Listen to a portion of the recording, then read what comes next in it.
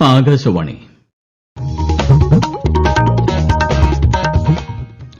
നമസ്കാരം. പ്രാദേശിക വാർത്തകൾ വായിക്കുന്നത് ഗോപകുമാർ.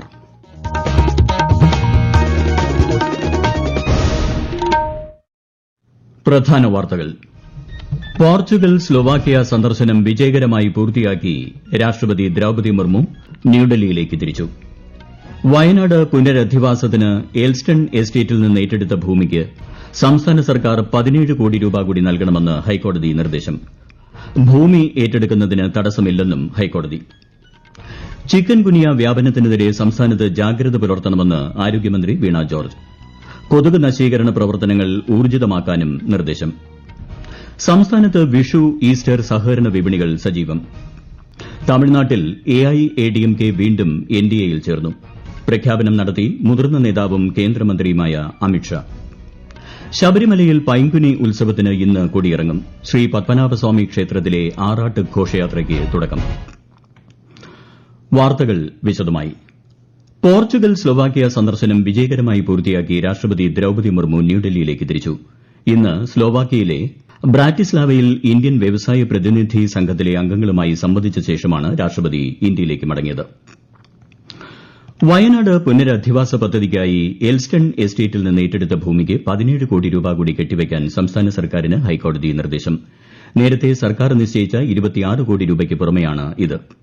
അതേസമയം ഭൂമി ഏറ്റെടുക്കുന്നതിന് തടസ്സമില്ലെന്നും കോടതി വ്യക്തമാക്കി.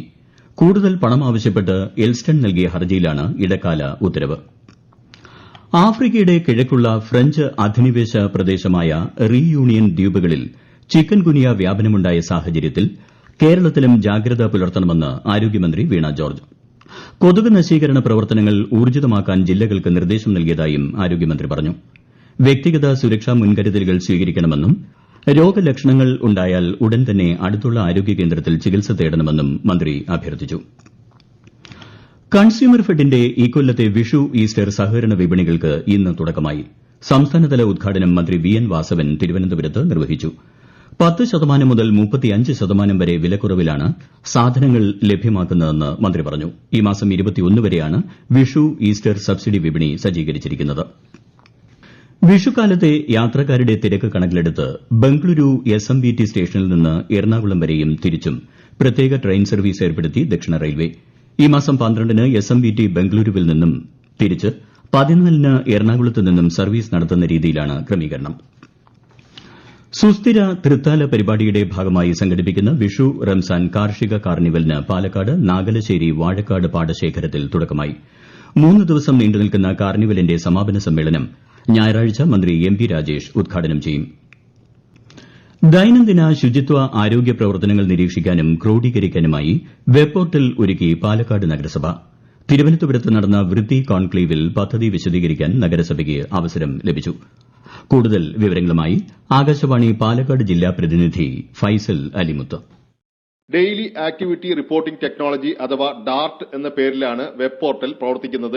ആരോഗ്യ ശുചിത്വ പ്രവർത്തനങ്ങളെല്ലാം ഒറ്റ പ്ലാറ്റ്ഫോമിലാക്കുന്നതോടെ പ്രവർത്തനങ്ങളുടെ ഓൺലൈൻ ഏകോപനമാണ് പോർട്ടലിലൂടെ ലക്ഷ്യമിടുന്നത്. നഗരത്തിലെ മാലിന്യം തള്ളുന്ന സ്ഥലങ്ങൾ കണ്ടെത്തി ഡാർട്ടിൽ അപ്ലോഡ് ചെയ്തിട്ടുണ്ട്. മാലിന്യം വലിച്ചെറിഞ്ഞിരുന്ന 520 സ്ഥലങ്ങളുടെ പട്ടികയും പോർട്ടലിൽ രേഖപ്പെടുത്തിയിട്ടുണ്ട്. ഇവിടെ പൂച്ചെടികൾ വെച്ചുപിടിപ്പിച്ച് ഫോട്ടോ പോർട്ടലിൽ ചേർക്കും. ഉദ്യോഗസ്ഥർ നിരീക്ഷണം നടത്തി പരിശോധനാ റിപ്പോർട്ട് പോർട്ടലിൽ രേഖപ്പെടുത്തണം.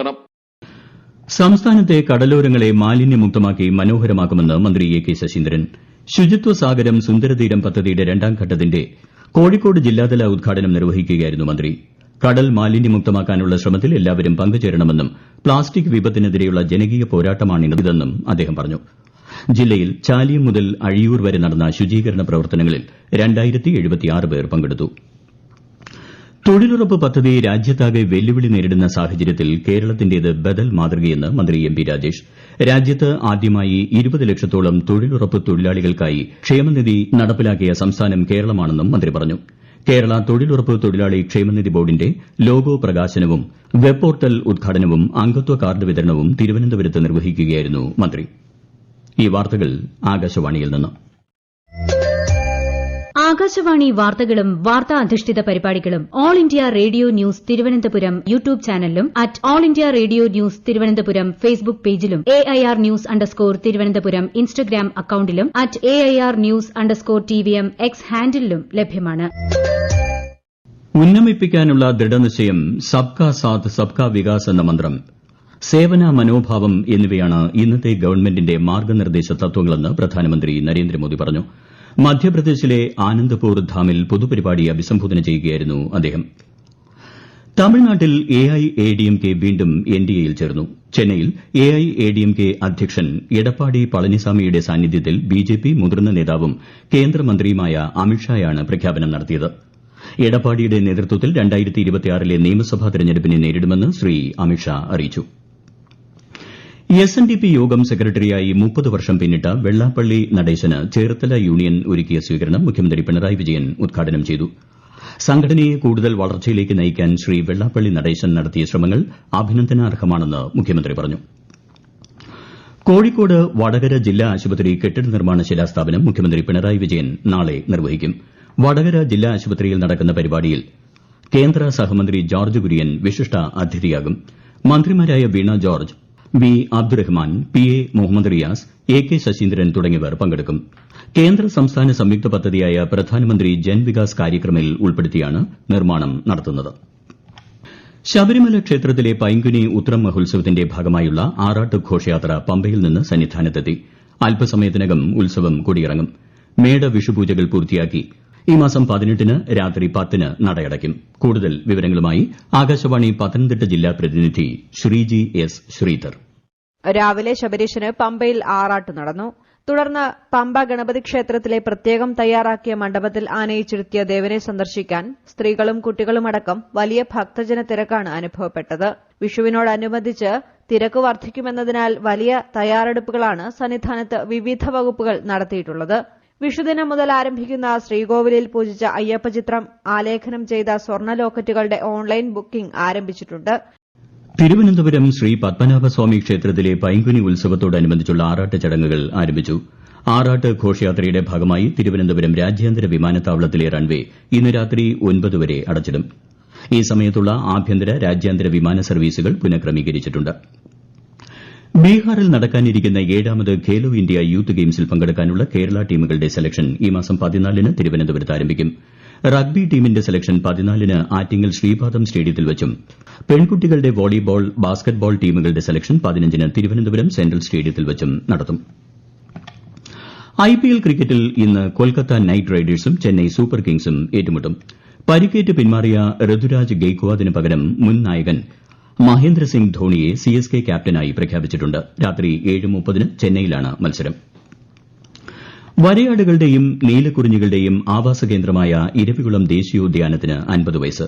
1975 മാർച്ച് 31-നാണ് ആനമുടിയും ചുറ്റുമുള്ള പ്രദേശങ്ങളും ഉൾപ്പെടുന്ന പ്രദേശത്തെ വന്യജീവി സങ്കേതമായി സർക്കാർ പ്രഖ്യാപിച്ചത്. ആകാശവാണി ഇടുക്കി ജില്ലാ പ്രതിനിധി രതീഷ് കൃഷ്ണ തയ്യാറാക്കിയ റിപ്പോർട്ട്. 97 ചതുരശ്ര കിലോമീറ്ററാണ് ഇരവികുളം ദേശീയോദ്യാനത്തിന്റെ വിസ്തീർണം. ഈ പ്രദേശം പണ്ടുകാലത്ത് തേയില വ്യവസായത്തിനെത്തിയ ബ്രിട്ടീഷുകാരുടെ വേട്ടയാടൽ കേന്ദ്രമായിരുന്നു. വംശനാശ ഭീഷണി നേരിടുന്നതും ഇന്ത്യൻ വന്യജീവി സംരക്ഷണ നിയമത്തിൽ 1ാം പട്ടികയിൽ ഉൾപ്പെടുത്തിയിരിക്കുന്നതുമായ വരയാട്, സിംഹവാലൻ കുരങ്ങ്, മാൻ, കാട്ടുപോത്ത്, കടുവ, പുലി എന്നിവയും 15-ലധികം തരത്തിലുള്ള നീലക്കുറിഞ്ഞികളും മറ്റ് അപൂർവ സസ്യജാലങ്ങളും നിറഞ്ഞതാണ് ഇരവികുളം. ഇന്ത്യയിലെ ഏറ്റവും ഉയരം കൂടിയ കൊടുമുടിയായ ആനമുടി സ്ഥിതി ചെയ്യുന്നത് ഇരവികുളത്താണ്. എക്സാലോജിക് കേസ് രാഷ്ട്രീയ ഗൂഢാലോചനയുടെ ഭാഗമാണെന്ന് CPIM സംസ്ഥാന സെക്രട്ടറി MV ഗോവിന്ദൻ. വിഷയത്തിൽ ബാങ്ക് വഴിയുള്ള സുതാര്യമായ സാമ്പത്തിക ഇടപാടാണ് നടന്നതെന്നും അദ്ദേഹം തിരുവനന്തപുരത്ത് മാധ്യമങ്ങളോട് പറഞ്ഞു. അതേസമയം CPM അഴിമതിയുടെ കറപുരണ്ടിരിക്കുന്ന പാർട്ടിയാണെന്നും മകൾക്കെതിരെ ഗുരുതര ആരോപണമുണ്ടായ സാഹചര്യത്തിൽ മുഖ്യമന്ത്രി പിണറായി വിജയൻ പദവിയിൽ നിന്ന് മാറി നിൽക്കണമെന്നും BJP സംസ്ഥാന ഉപാധ്യക്ഷ ശോഭാ സുരേന്ദ്രൻ ആവശ്യപ്പെട്ടു. പ്രധാന വാർത്തകൾ വീണ്ടും.